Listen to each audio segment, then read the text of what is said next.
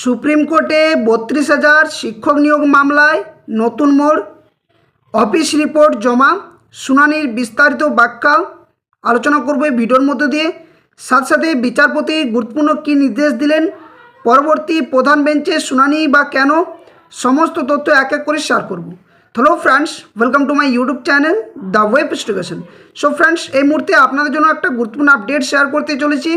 সেটা হচ্ছে সুপ্রিম কোর্টে যে ৩২,০০০ শিক্ষক নিয়োগ মামলা যে করা হয়েছিল, তার ভিত্তিতে গত পরশু মামলাটির শুনানি ঘটে এবং সেখানে বিচারপতিদের গুরুত্বপূর্ণ নির্দেশ দেওয়া হয় এবং তারই পরিপ্রেক্ষিতে যে অফিস রিপোর্ট জমা সেটা কিন্তু পড়েছে।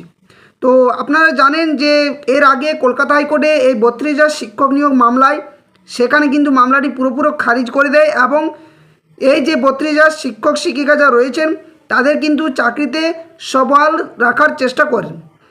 তো তার জাজমেন্টের পরিপ্রেক্ষিতে সেটা সুপ্রিম কোর্টের দোরগোড়াতে যায় এবং এখন বর্তমানে মামলাটি সুপ্রিম কোর্টে বিচারাধীন রয়েছে।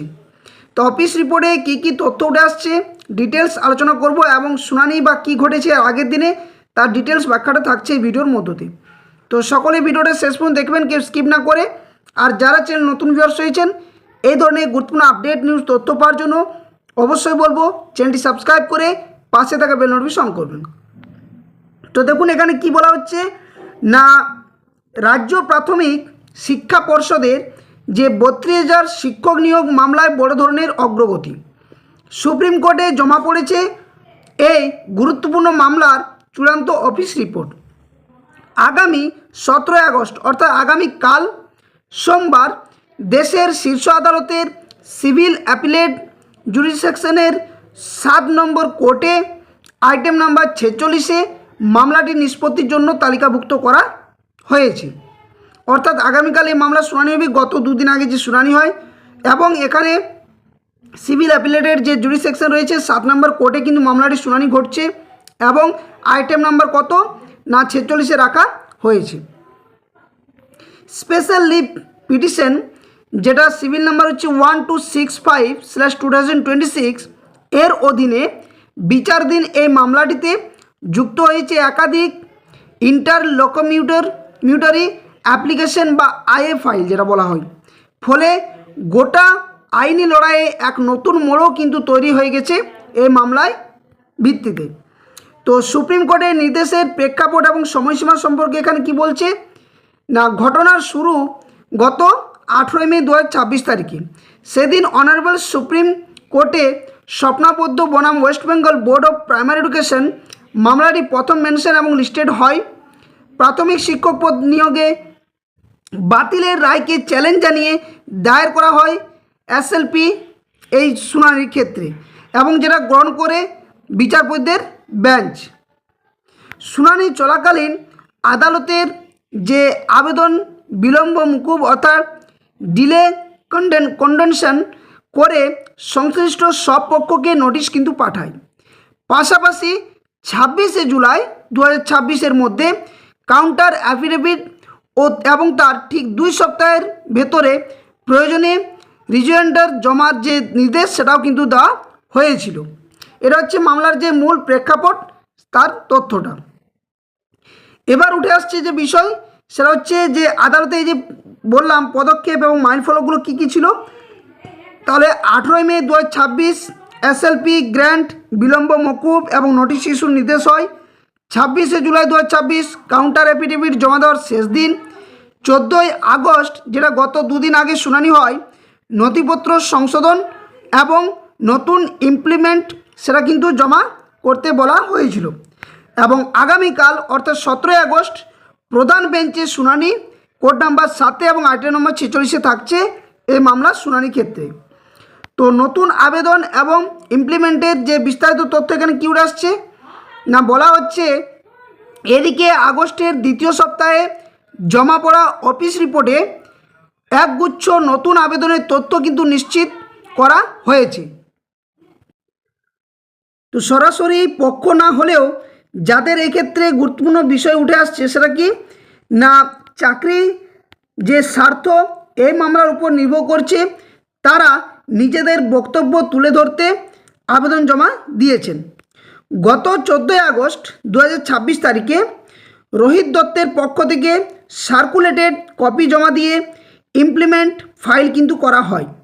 পাশাপাশি ধর্মপ্রসাদ ল অ্যাসোসিয়েশন ও অন্যান্য দলগুলোর তরফে নতুন ইন্টারভেনশন আবেদন পেশ হয়েছে। বেশ কিছু আবেদনে আগের এসএলপি নম্বর ও অ্যাফিডেভিটে থাকা সাধারণ যে ভুল ত্রুটি শুধরে নিয়ে নতুন করে যে নথি জমা সেটাও কিন্তু দিয়েছেন আইনজীবীদের পক্ষ থেকে।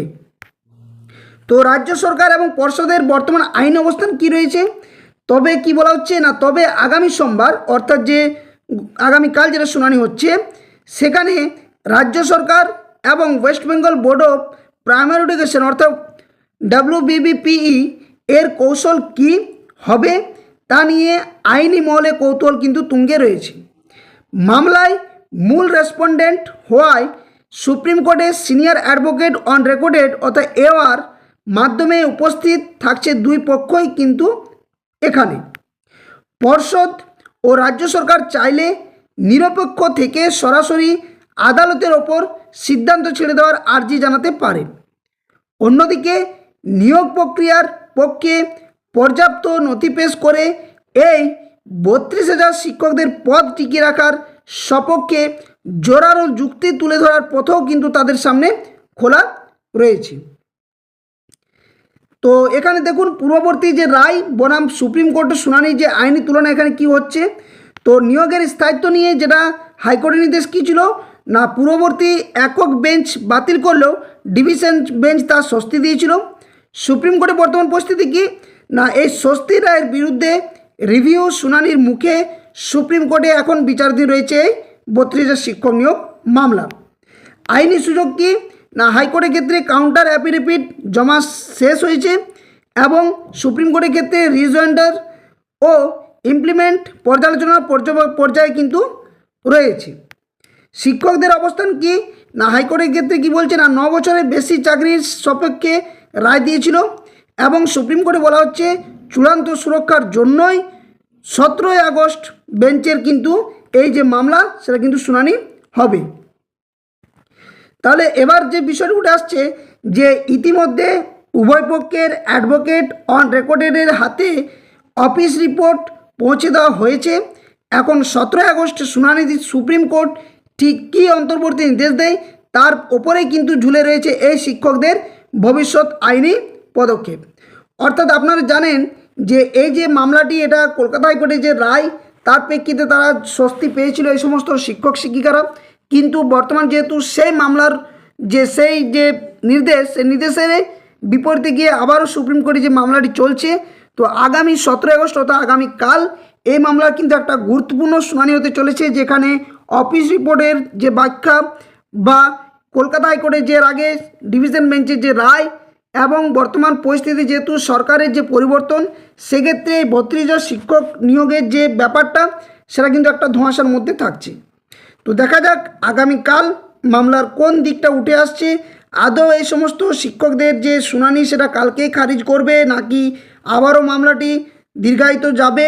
এখানে সম্পূর্ণ বিষয় যাচাই করার জন্য অবশ্যই সুপ্রিম কোর্ট সমস্ত দিকগুলো যে কলকাতা হাইকোর্টের গত যে রায় কী দিয়েছে, বর্তমান পরিস্থিতি মামলাটি কী রয়েছে এবং দুই পক্ষ থেকেই কোন কোন তথ্যগুলো জমা পড়ছে সেগুলোর ওপর কিন্তু অনেকটা নির্ভর করছে। তো এই হচ্ছে গত 14 আগস্টের যে শুনানি তার ব্যাখ্যা, অফিস রিপোর্টের তথ্য এবং আগামী দিনে কি হতে চলেছে তার কিছু তথ্য আপনার সামনে তুলে ধরার চেষ্টা করলাম। তো ভিডিওটি যদি ভালো লেগে থাকে অবশ্যই ভিডিওটি লাইক করবেন, বাকিদের সাথে শেয়ার করবেন। আর যারা চ্যানেল নতুন ভিউয়ার্স হয়েছেন এই ধরনের আপডেট নিউজ কেস আপডেট সঙ্গে তথ্য পাওয়ার জন্য অবশ্যই বলবো চ্যানেলটি সাবস্ক্রাইব করে পাশে থাকা বেল নোটিফিকেশন অন করবেন। তো ধন্যবাদ, জয় হিন্দ, সকলে সুস্থ থাকুন, ভালো থাকুন।